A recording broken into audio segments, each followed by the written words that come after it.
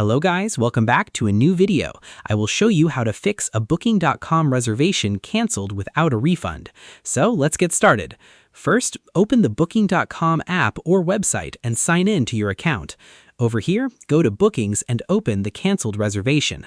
After that, check the cancellation policy to see if your booking was eligible for a refund. Then, review your payment status and any refund information shown on the reservation page. Over here, if your booking was eligible for a refund but you have not received it, tap Contact Customer Service.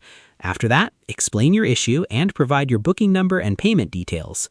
Then, if the property was responsible for the refund, contact the property directly through the reservation page. Over here, wait for Booking.com or the property to review your request and process the refund. After that, check your bank or payment method, as refunds may take several business days to appear. Then, if you still do not receive your refund after the processing period, contact Booking.com support again for further assistance.